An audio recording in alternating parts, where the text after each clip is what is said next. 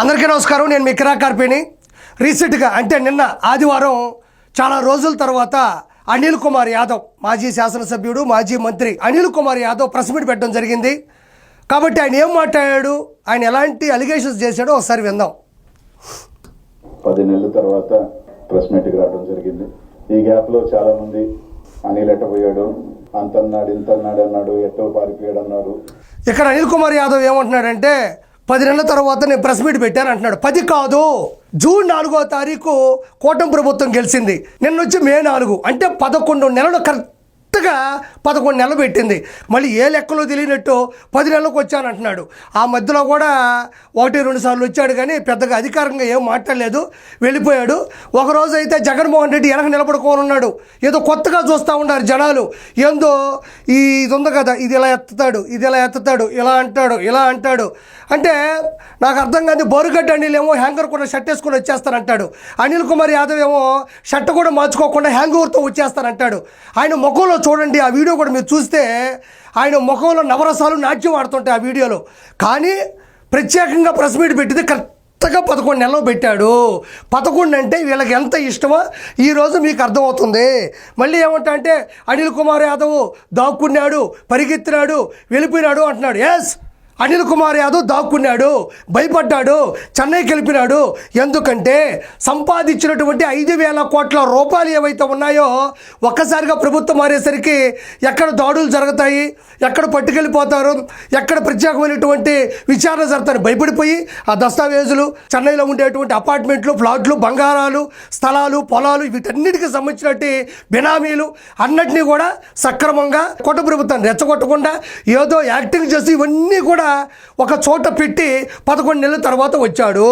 అంటే ఈ 11 నెలలు నిన్ను నమ్ముకున్న కార్యకర్తలు, నిన్ను నమ్ముకున్న వర్గం ఎటుపోయినా పర్వాలే, నీకు 11 నెలలు పట్టింది. నేను ఎందుకు ఈ మాటలు మాట్లాడుతున్నా అంటే ఒకసారి ఈ వీడియో విందాం. అరపర్సెంట్ తొందర ఎందుకన్నా, ఎందుకు తొందర, వెయిట్. మేము ఆ రోజే చెప్పాం, we will complete this project by 2021 December. We are committed to it. ఇక్కడ మనం ఒకటి ఆలోచించాలి. పూర్వం అంటే వాళ్ళ అధికారంలో ఉన్నప్పుడు అనిల్ కుమార్ యాదవ్ విచ్చలవిడిగా మాట్లాడినటువంటి మాటలు, అసెంబ్లీ సాక్షిగా 1% తొందర ఎందుకన్నా, బుల్లెట్ దిగిందా లేదా అన్నాడు. నేను ఇప్పుడు చెప్తున్నా అనిల్ కుమార్ యాదవ్ 1% కాదు, 100% బుల్లెట్ దిగింది. నర్సరావుపేటలో నువ్వు నిలబడితే 100% బుల్లెట్ భారీ దిగింది. దాని దెబ్బ కోలుకొని కుట్లేసుకొని మళ్ళీ మైకు ముందుకు వచ్చి మైండ్ పెట్టడానికి 11 నెలలు పట్టింది. ఎక్కడ ప్రజలారా, అనిల్ కుమార్ యాదవ్ గురించి కొన్ని విషయాలు చెప్పాలి మీకు. ఎప్పుడైనా ఒక పెద్ద మీటింగ్ పెట్టారనుకోండి, ఒక 5,000 మంది, 10,000 మంది, 20,000 మంది, 30,000 మంది వచ్చారనుకోండి, వాళ్ళు ఎండలో ఉంటారు, వీళ్ళేమో ఒక టెంట్ వేసుకొని కూర్చో ఉంటారు, వెనక 10 మంది నాయకులు వాళ్ళ వర్గం ఉంటారు. వాళ్ళందరూ ఏదైనా ప్రజా సంక్షేమ పథకాల గురించో, ప్రజల మంచి గురించో, లేకపోతే లెక్కల గురించో, అపోజిషన్ పార్టీలో ఉండి చేసే తప్పుల గురించో మాట్లాడతారు. మనోడది కాదు, ఎక్కడికి వెళ్ళినా సరే తొడగొట్టడం, మేసం మెలేయడం, రోషం అనడం, పౌరుషం అనడం, ఆంబోతలాగా రంకెలేయడం తప్ప ఏ రోజు కూడా ఏ మీటింగ్లో కూడా సబ్జెక్టు మాట్లాడడం. వాళ్ళేమో నోరు తీసుకొని వింటూ ఉంటారు. ఏం మాట్లాడతాడు మనోడు, ఏం మంచి గురించి మాట్లాడతారు, చేసిన సంక్షేమ పథకాల గురించి మాట్లాడతాడని వాళ్ళు వింటూ ఉంటే ఇతను మాత్రం వాటర్ బాటిల్ పెట్టుకొని మాత్రం తొడగొడతాడు, మెసం వెలేస్తాడు, ఆంబోతలా రంకెలేస్తాడు, పౌరుషం అంటాడు, రోషం అంటాడు, నేను అనర్గళంగా మాట్లాడతానంటాడు. అదేవిధంగా నాది ముక్కు సూటితనం అంటాడు. ప్రజలకి ఏం కావాలి, ప్రజలకి ఏం చెప్పాలి, ప్రజలకి ఏమి లేదో తెలుసుకోవాలి తప్ప. చూడండి ఇప్పుడు ఏమన్నాడు, అసెంబ్లీ వేదికగా ఎంత వ్యంగ్యంగా పోలవరం ప్రాజెక్టు గురించి మాట్లాడితే దానికి వ్యంగ్యంగా ఎలా మాట్లాడినాడు. అదేవిధంగా చంద్రబాబు నాయుడు గారు లాంటి ఒక గొప్ప లెజెండరీ పొలిటీషియన్ పట్టుకుని అసెంబ్లీ వేదికగా ఆయన మాట్లాడేటువంటి మాటలు, అదేవిధంగా ఎప్పుడు వచ్చామన్నది కాదు అని పోకిరి సినిమాలో బుల్లెట్ దిగిందా లేదా అని హాస్యాస్పదంగా వ్యాఖ్యలు చేయడం జరిగింది. అంటే ఇలా మాట్లాడటం వల్లే 11 సీట్లు వచ్చాయి. నువ్వు 11 నెలలకే ప్రెస్ మీట్ పెట్టావు. మన బతుకు ఎప్పుడు 11. నేను ఇంకో విషయం కూడా చెప్తున్నా, అనిల్ కుమార్ యాదవ్ గుర్తుపెట్టుకో, మాకెందుకు మధ్యలో ఎగిరిపోయింది 5 అంటున్నారు. 5 అలిగి అడిగి కోపం వచ్చి వెళ్ళిపోయింది. కానీ మీకు దండం పెట్టి చెప్తున్నా, మళ్ళీ 5 తిరిగి వస్తుంది. కాకపోతే ఆ పక్క ఈ పక్క ఉండే 2 ఒకట్లు అలిగి వెళ్ళిపోతున్నాయి. 5 మళ్ళీ తిరిగి వస్తుంది, మీరేం టెన్షన్ పడద్దు. ఆ పక్క ఒకటి ఈ పక్క ఒకటి ఉంది కదా, ఇవి 2 అలిగి వెళ్ళిపోతాయి. ఒక డిజిట్ మిగులుతుంది, అదే 5 అని నీకు మనస్ఫూర్తిగా తెలియజేసుకుంటున్నా. ఇది విందాం ఒకసారి. ఒక మైన్ మీద ఉదాహరణకి 100 మంది బతికితే ఆ 100 మైళ్ళ మీద 10,000 కుటుంబాలు రోడ్లు పడ్డాయి. ఇక్కడ అనిల్ కుమార్ యాదవ్ ఏమంటున్నాడంటే మొత్తం మీద ఆంధ్రప్రదేశ్లో ఒక 200 మైళ్ళు ఉన్నాయి, క్వార్జీలు ఉన్నాయి. మీరు 10-20 ఓపెన్ చేస్తే పేద ప్రజలు దాన్ని నమ్ముకున్న వాళ్ళు రోడ్డు మీద పడిపోతారు, మిగతా ఎందుకు ఓపెన్ చేయట్లేదు అంటున్నాడు. నేనేమంటున్నానంటే అసలు ఆ మైళ్ళు ఉన్నాయంటావా? మీ హయాంలో కొండలు, గొట్టలు, రాళ్ళు, రప్పలు, నైట్కే బుల్డోజర్లు, జేసీబీలు, ట్రాక్టర్లు పెట్టి ఎత్తేసినటువంటి చరిత్ర వైఎస్ఆర్సీపీ ప్రభుత్వాలు తప్పట్లో. ఇప్పుడెవరు 200 అంటున్నావు, నాకు తెలిసి అసలు ఉంటాయంటావా? అవి ఉన్నాయా లేకపోతే ఎవరు అమ్మేసుకున్నారు, ఎవరు లెక్కలు ఏంటి అని తెలియజెప్పాలన్నా, తేల్చాలన్నా, లెక్కలు నిగ్గు తేల్చాలన్నా కూడా ప్రభుత్వానికి టైం కావాలి కదా. మీ హయాంలో ప్రతి విషయంలో కూడా అవినీతి, అక్రమం, దందాలు, దౌర్జన్యాలు జరిగినాయి. అన్ని విషయాల్లో కూడా అన్ని రకాల విషయాల్లో జరగాలి. నా లెక్క ప్రకారం నువ్వు చెప్పిన క్వార్జీలు కానీ, నువ్వు చెప్పినటువంటి మైండ్స్ కానీ ఎక్కడా లేవు. అన్నీ తవ్వుకొని అమ్మేసుకొని పర్సంటేజీలు తీసుకొని అన్నకి 1,000 కోట్ల రూపాయలు మీరు ఇచ్చినారు. వాళ్ళని చూడనివ్వండి. ఉదాహరణ చెప్పాలంటే ఋషికొండ మీద ఏదో కడుతున్నారని చెప్పారు, చుట్టూ గ్రీన్ మ్యాట్లు పెట్టారు, గన్ మ్యాట్లు పెట్టారు, అటువైపుకి ఏ వ్యక్తిని రానికుండా చేశారు, డ్రోన్లు వస్తే కాల్ చేశారు. చివరికి చూస్తే ఏముందంటే 500 కోట్ల విలువ చేసే అన్నకి ఋషికొండ మీద ప్యాలెస్ కట్టుకున్నాడు. అంటే ఋషికొండ మీద హరిత రిసార్ట్ తీసేసి సామాన్య ప్రజల కోసం ఉండేటువంటి రూములకు బదులు మీరు కట్టింది అన్న కోసం ప్యాలెస్. అదేవిధంగా క్వార్జులు కూడా అంతే, మొత్తం నేలమట్టం చేశారు. మొత్తం ఏమీ లేకుండా చేసి 1,000 కోట్ల రూపాయలు, లక్షల కోట్ల రూపాయలు దందాలు చేసి, లూటీలు చేసి మొత్తం లేపేశారు. అక్కడ ఎన్ని ఉన్నాయి, ఏమైనా, ఎవరు ఎత్తుకుపోయారు, ఎవరు అందులో ప్రవేశపెట్టారు అనేది వాళ్ళు తెలుసుకోవడానికి టైం పడుతుంది.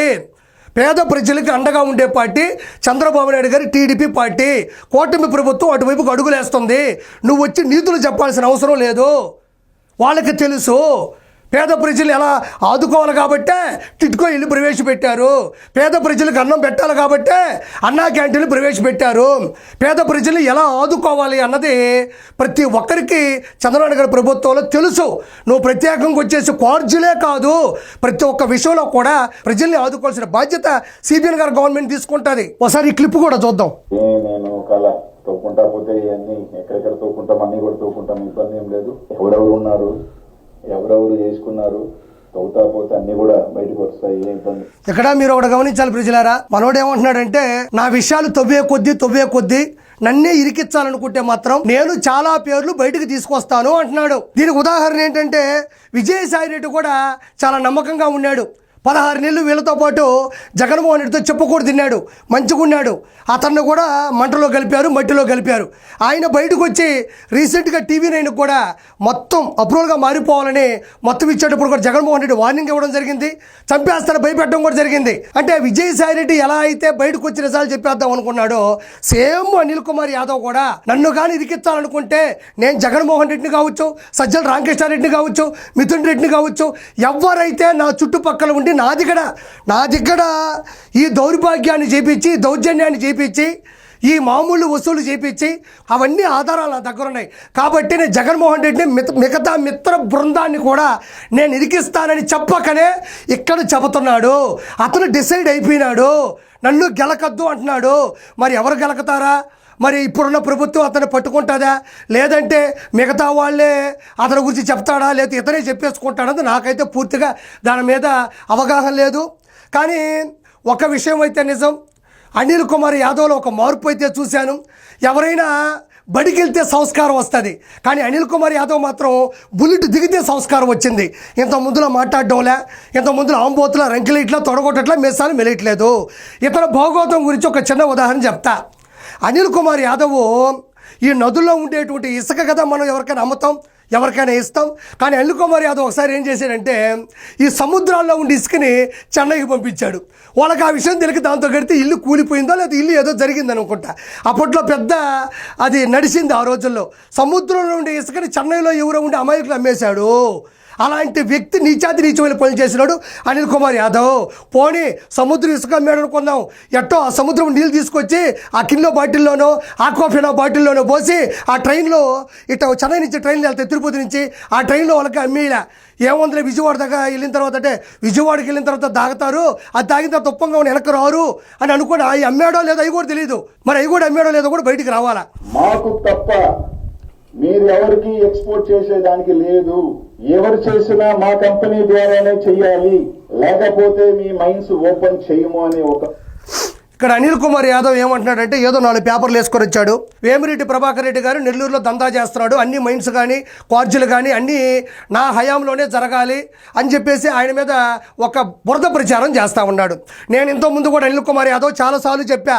ఆ రోజు కోవూరు ప్రసన్న కుమార్ రెడ్డి కూడా ప్రశాంత్ రెడ్డి గారి మీద అనుచిత వ్యాఖ్యలు చేసినప్పుడు కూడా నేను మాలేసుకున్నప్పటికీ కూడా ఒక స్త్రీని మాట్లాడితే తట్టుకోలేక ఆ రోజు మాట్లాడినా అది చాలా వైరల్ కూడా అయింది. నేను చెప్తున్నా, వాళ్ళకి దందాలు చేసో వైన్స్ మీదో మైన్స్ మీదో లేకపోతే ఇంకొక దాని మీదో గ్రావెల్ మీదో ఇసుక మీదో సంపాదించాల్సిన అవసరం లేదు. వాళ్ళు వెల్ సెటిల్డ్. కొన్ని కోట్ల రూపాయల సొంత డబ్బులతో కోవూరు నియోజకవర్గం కావచ్చు, నెల్లూరు ఎంపీ కింద వచ్చేటువంటి అన్ని నియోజకవర్గాల్లో కూడా వాళ్ళు అభివృద్ధి చేస్తూ ఉన్నారు. నేను ఇంతకుముందు కూడా చాలాసార్లు చెప్పా, వాళ్ళకి విపిఆర్ విద్య కార్పొరేట్ స్థాయిలో గవర్నమెంట్ స్కూల్లో చదువుకునే పిల్లకాయలకి వాళ్ళ దగ్గర ఎగ్జామ్ రాయించి అందులో పాస్ అయితే షూ కానించి బట్టల కానించి వ్యాన్ కానించి తిండి కానించి మొత్తం కూడా వాళ్ళే చూసుకుంటున్నారు. విపిఆర్ విద్య విపిఆర్ వైద్య అన్ని రిపోర్ట్స్ స్కానింగ్స్తో పాటు ట్యాబ్లెట్స్తో పాటు ఫ్రీగా కార్పొరేట్ స్థాయిలో వాళ్ళకు ఒక వైద్యశాల ఉంది. విపిఆర్ అమృతధార పాత నెల్లూరు జిల్లాలో 156 విపిఆర్ అమృతధార కింద వాటర్ ప్లాంట్లు ఇచ్చారు. 24/7 వాటికి ఏ ఇబ్బంది ఉండే సిబ్బందితో వాళ్ళే నీట్గా క్లియర్ చేస్తారు. మంచినీళ్ళని అందిస్తున్నారు. విపిఆర్ వికాస్ కింద క్రికెట్ బ్యాట్లు కాస్తే హాకీ బ్యాట్లు కాదు ఏమని ఇస్తారు. అదేవిధంగా లక్ష దీపోత్సవం, ప్రీ క్రిస్మస్, రొట్టెల పండగ, అదేవిధంగా వెంకటేశ్వర కళ్యాణోత్సవం, ఈ విధంగా ఎన్నో ఎన్నో ఎన్నో వాళ్ళు నిగూఢంగా కొన్ని కోట్ల రూపాయలని పేద ప్రజలకి ఇస్తున్నారు. అవన్నీ వాళ్ళు బయటికి చెప్పుకోరు. వాళ్ళు కేవలం రాజకీయంలోకి వచ్చింది ప్రజలకు సేవ చేయడం తప్ప డబ్బులు సేవ్ చేసుకోవడానికి కాదు. నువ్వు విష ప్రచారం చేయబాకు. నెల్లూరు పెద్దారెడ్డి అంటే నేను ఇప్పుడే చెప్పాను, నెల్లూరు పెద్దారెడ్డి అంటే వేమిరెడ్డి ప్రభాకర్ రెడ్డి. నువ్వు మళ్ళీ ఏదో 4 పేపర్లు వేసేసి 11 నెలల తర్వాత వచ్చేసి ఏదో అద్భుతాన్ని కనిపెట్టి చెప్పాకు. నువ్వు ఎలాంటి అక్రమాలు చేసావు, ఎంత దౌర్జన్యాలు చేసావు. నువ్వు చెన్నైలో, మైసూరులో, మద్దూరులో, బెంగళూరులో, అదేవిధంగా మహారాష్ట్రలో, అదేవిధంగా ఢిల్లీలో ఎలాంటి ఆస్తులు సంపాదించుకున్నావు ప్రత్యేకంగా చెప్పక్కర్లేదు. హైలైట్ ఏంటంటే ఇరిగేషన్ అంటే నీటిపారుదల శాఖ మంత్రిగా పనిచేశావు. కానీ ఏ రోజు కాఫర్ డ్యామ్ గురించి, డయాఫామ్ వాల్ గురించి, లెఫ్ట్ కెనాల్ నుంచి రైట్ కెనాల్ నుంచి స్పిల్వే గురించి ఏ రోజు మాట్లాడినాడు కాదు, నీకేమీ తెలియదు కూడా. దాని గురించి వ్యంగ్యంగా మాట్లాడావు. నువ్వు కాదు, ఇద్దరు మాట్లాడినారు. ఇప్పుడు నేను ఒక ఉదాహరణ చెప్తా ప్రజలారా. బాహుబలి అనేది ఒక భారీ సబ్జెక్టు, ఒక భారీ బడ్జెట్. బాహుబలి లాంటి భారీ సినీ చిత్రాన్ని రాజమౌళి గారు తీశారు. బాహుబలి లాంటి భారీ చిత్రంలో ప్రభాస్ లాంటి మంచి స్టారు నటించకపోతే ఆ సినిమాని ఎవరైనా చూస్తారా? అంత బడ్జెట్ ఉండే చిత్రాన్ని, అంత స్టార్డమ్ ఉండే హీరో చెయ్యకపోతే ఆ సినిమాని ఎవరు తీసుకోరు, చూడరు. అదే ప్రభాస్ గారి బదులు ఒక 2 కమెడియన్స్ని పెడితే సినిమా థియేటర్ కూడా రారు. ఇది ఎందుకు చెప్పానంటే పోలవరం ప్రాజెక్ట్ అనేది బాహుబలి లాంటిది. అలాంటి బాహుబలి లాంటి పోలవరం ప్రాజెక్టులో 2 కమెడియన్లు నటించారు. 2 కమెడియన్లు ఫస్ట్ హాఫ్లో ఒకరు, సెకండ్ హాఫ్లో ఒకరు ఉన్నారు. ఫస్ట్ హాఫ్లో అంబటి రాంబాబు, సెకండ్ హాఫ్లో అనిల్ కుమార్ యాదవ్. ఫస్ట్ హాఫ్లో ఉండే అంబటి రాంబాబు ఏమో అసలు ఈ పోలవరం ప్రాజెక్ట్ ఎవరికి అర్థం కాదు, ఎందుకంటే నాకు అర్థం కాదన్నాడు. ఇతనేమో పెద్ద ఇంత షీట్ ఒకటి తీసుకొని పోలవరం దగ్గరికి వెళ్ళి అందరూ చూస్తున్నాగా కెమెరాలు పెట్టుకుని సాక్షిగా అక్కడ ఇటు తీసి ఏదో లింగా సినిమాలో రజనీకాంత్ గారు కడతారు చూడండి, పెద్ద ఒక ఆ వంతెన ఆనకట్ట కడతారు చూసారా, అలా ఈయన పెట్టి దాన్ని చూస్తూ ఇలా ఇలా ఇలా ఇలా ఇలా ఎవరిలో చూస్తే ఆ రోజుల్లో ఆ విజువల్ వామ్మో అనిల్ కుమార్ యాదవ్ మామూలు నాలెడ్జ్ ఉన్నాడు కాదు అనుకుంటారు. ఈరోజు చూస్తే అది ఒక్క అడుగు ముందుకు పోగపోగా ఆల్రెడీ కట్టిన దాంట్లో ఉండే అన్ని వస్తువులు కూడా అమ్మేశారు ఈ అంబటి రాంబాబు, అనిల్ కుమార్ యాదవ్. ఇతను వచ్చేసి ఈరోజు నీతులు మాట్లాడుతూ ఉన్నాడు. అంటే ఒక నీటిపారుదల శాఖ మంత్రి అయినటువంటి ఇతనికి ఆంధ్రప్రదేశ్లో ఉండే అన్ని జిల్లాల్లో ఉండే అన్ని కాన్స్టిట్యున్సీల్లో కూడా ప్రతి చోట ఉండే అవినీతి సొమ్ములో భాగం ఉంది. హుకుం జారీ చేయబట్టి వాళ్ళకి సరెండర్ అయిన వాళ్ళు ఇచ్చిన మెటీరియలే వీళ్ళ ద్వారా పోయింది. వాళ్ళకి సరెండర్ కాని వాళ్ళు మైన్స్ ని ఓపెన్ చేయలేదు. ఈరోజు సవాలు చెప్తున్నా, నేను కానీ ఓటమి చెందితే రాజకీయాల నుంచి శాశ్వతంగా వెళ్ళగలుగుతా. 2024లో నేను గనక ఓడిపోతా, అంటే నేను కాదయ్యా, నా వెనకుండేటువంటి నోటిపారుదల శాఖ మంత్రి బెట్టింగ్ బంగారాజు చెప్పిన మాటలు ఇవి. నేను శాశ్వతంగా రాజకీయాల నుంచి బయటికి వెళ్ళిపోతాను అన్నాడు. వెళ్ళాడు, బయటికి వెళ్ళిపోయాడు, చెన్నైకి వెళ్ళాడు, మంచిగా దాగాడు, మంచిగా డబ్బులని జమ చేసుకున్నాడు, అన్నీ ఒక చోట సమకూర్చుకున్నాడు, అన్నీ దస్తావేజులు పెట్టి బినామీలకి హామీ ఇచ్చి అక్కడి నుంచి బయలుదేరి ఇక్కడికి వచ్చాడు. నీకు దమ్ముంటే నువ్వు సవాల్ ఇసిరావు. నేను రాజకీయాల నుంచి వెయ్యి తొలగతాను అని. ఎంత దమ్ము ఆ రోజులో ఆ మాట ఎక్కడి నుంచి వచ్చిందంటే, రానున్న 30 సంవత్సరాల్లో ఉండేది వైఎస్ఆర్సీపీ గవర్నమెంటే. ఏదో ఒక చిన్న గల్లీలో ఒక మీడియాని పిలిపించి ఏదన్నా ఒక సభ పెడితే ఒక 20 మంది వస్తే ఇక మొత్తం మనమే గెలిచినట్టు అపోహ ఊహ. అంటే నేను అనేది అదే, రానున్న 30 సంవత్సరాల్లో గెలవబోయేది మన ప్రభుత్వమే. మనం ఎన్ని మాట్లాడినా ఎన్ని చేసినా, ప్రజల మీద ఊహాగానాలు వినిపించినా, ఎన్ని తొడలు కొట్టినా మీసాలు మెలేసినా, రానున్న 30 సంవత్సరాలు మన గవర్నమెంటే ఉంటుంది. అప్పటికి కూటమి ప్రభుత్వంలో ఏ పార్టీ కూడా ఉండదు అని ఎక్కువ కలలు గన్నాడు మన ఇదిగోండి మా నెల్లూరు అయినటువంటి అనిల్ కుమార్ యాదవ్. ఇప్పుడు వచ్చావు, సన్యాసం తీసుకుంటావా లేదా అనేది నీ యొక్క ఆలోచనకే వదిలేస్తున్నా. మనం ఏ రోజు మాట మీద నిలబడలా. కాబట్టి వేమిరెడ్డి ప్రభాకర్ రెడ్డి గారికి ఆయన సతీమణికి ఒకరి డబ్బులు లాక్కోవాల్సిన అవసరం లేదు. వాళ్ళు వెల్ సెటిల్, వాళ్ళ సేవ కోసం మాత్రమే వచ్చారు.